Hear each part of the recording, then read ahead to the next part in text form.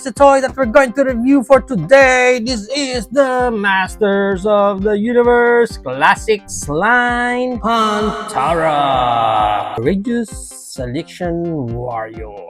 And as you can see, wala na nga dito si Hantara sa loob since na-unbox na natin siya nung nag-live tayo. And at the back, makikita nyo yung iba pang figures na pwede nyo makuha from this line, and also yung short bio for Hantara. At the side, window and brick wall lang. On the other side, half brick wall ulit and window. On top, window lang, and at the bottom, barcode and stuff. Pag na-unbox natin si Hantara, kasama lang dito yung mga accessories niya. Check muna natin first itong kanyang axe. Now, there is a parang second version yata na release ng Hantara kasi based dito sa kanyang likod ng packaging niya. Sword yung hawak niya. So, nandito yung dalawang blades niya, pero dito is sword. And meron daw release na kung saan sword ang kasama niya, and meron ding release na ang kasama niya is yung axe niya. Apparently, yung sa atin, ang nakuha natin is yung axe na release. But, parang may mga nabasa ako sa internet na may ibang character na pag binili niyo yun, doon daw makukuha yung pinaka-sword niya. I don't know, and wala akong plan na huntingin itong sword niya.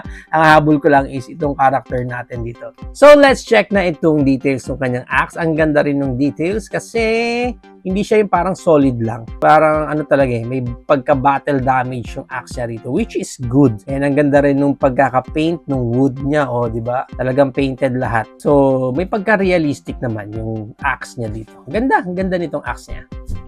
Next is yung kanyang dual saber dito. Medyo tabingi na lang yung sa atin Supposed to be straight dapat ito.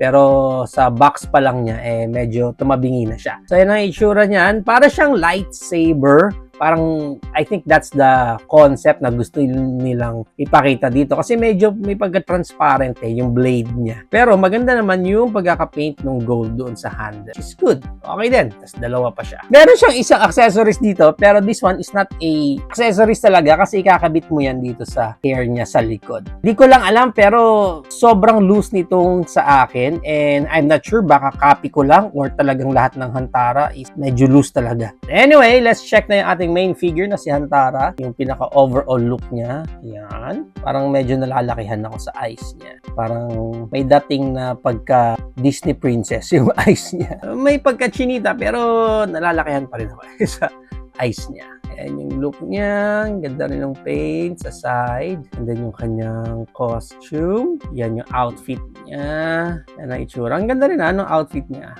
And then yung mga gauntlet na dyan. It's good. Dito sa likod, meron siyang lagayan na ng weapon niya. And then yan pa. Good. Purple na purple siya. Hindi kaya siya anak ni Thanos sa labas. Anyway, para sa kanyang articulation, yung head niya is naro-rotate yan 360. Meron siyang look up. Konti lang yung look up niya. And look down, meron naman kahit pa paano. Yung kanyang Creed moment, meron siyang Creed moment. Ang ganda ng Creed moment niya. Taas na taas.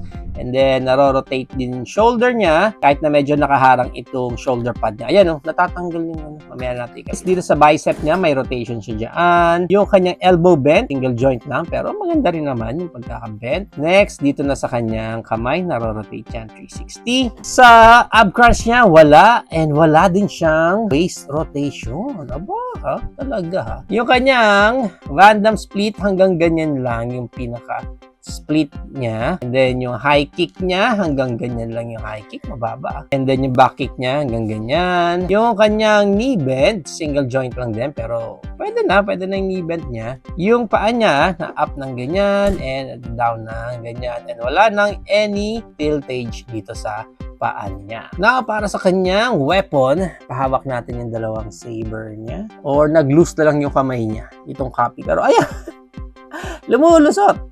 Pero dito sa kabila, medyo masikip pa. Pero dito sa kabila, parang lumuwag na yung grip ng kamay niya. Mas maganda kasi, dalawang saber yung mahawakan niya. Wala, lumulusot talaga dito sa akin. Sayang, kasi mas maganda kung dalawa. Kasi nga naka-dual saber siya Kaya nga dalawa yung accessories niya na saber Ayan, sana itsura niya pag dalawa yung saber. Diba? Ang astig sana niya tingnan. Pero wala, lumuwag yung grip sa right hand nung sa atin. So, nalalaglag. Anyway, sayang. lagay na lang natin itong mga saber niya dito sa likod. Kapit na lang natin dyan. Itong saber niya magkaiba ng level. Yung isa mas mababa, yung isa mas angat. Para pag nakakross itong accessories niya sa likod, hindi sila magkakatamaan. Which is good pa rin. Sana nga may isang accessories na wala yung blade na to. Parang ito lang, yung hawakan lang. Tapos nandyan lang yan sa likod. Instead of turn on yung mga blades niya dyan sa likod. Yung isa pa niyang accessories, which is yung kanyang axe. I think lumawag itong grip niya dito sa kamay because of this axe. Kasi itong axe sobrang mas malapad yung grip na kailangan niya compared dito sa mga bilog lang ng saber niya. So, I think that's the reason. Kasi dito ko siya parating nilalagay sa right arm niya. Kaya dito sa left hands niya, medyo masikip pa yung grip. Anyway, ayan na si Hantara.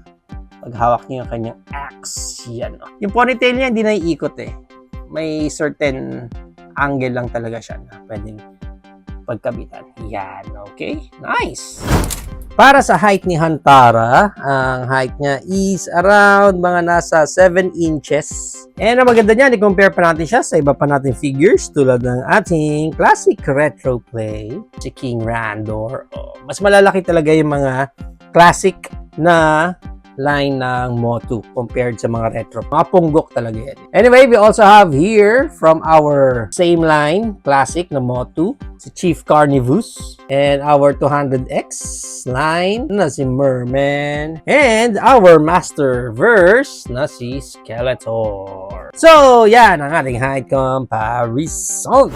If you are planning to avail this Hantara from the Masters of the Universe Classics line, ang price range niya is around 1,000 pesos up to 2,000 pesos. Ang mahirap kasi sa line na to, yung Motu na classic, is that depende yung price ito sa characters talaga. So, mas sikat yung characters, mas kilala, mas in demand, mas mataas yung price niya. Compared sa mga secondary or mga less known na mga characters, mas ma-avail siya ng mas affordable talaga. There you have it now guys, yan na ang ating Masters of the Universe Classics line, Hantara. What do you think of this figure? Is it a go for you or a no for you? Whatever thoughts, please comment it down below. But for me, actually hindi ko kilala itong character natin na si Hantara from the Motuverse. But kinuha ko siya since part naman siya ng mga characters and nagustuhan ko din yung pinaka-overall feature niya. So para siyang more on tribal na futuristic na female warrior. Even though na may pagka-native yung axe na gamit niya, meron siyang saber dito sa likod niya. With that, parang sabi ko, okay din yung character na yan. Kaya nga, kinuha ko rin siya kahit paano. Although, pagdating sa playability nitong classic line natin, medyo nakukulangan talaga ko. Most especially, hindi nila binigyan ng any waist articulation or ab crunch dyan. Even yung sa paa niya, wala din any swivel. So, medyo magkakaroon ng limitations lang pag ipopose na natin siya. But again, overall, itong character or figure na to is a good addition para sa ating collection.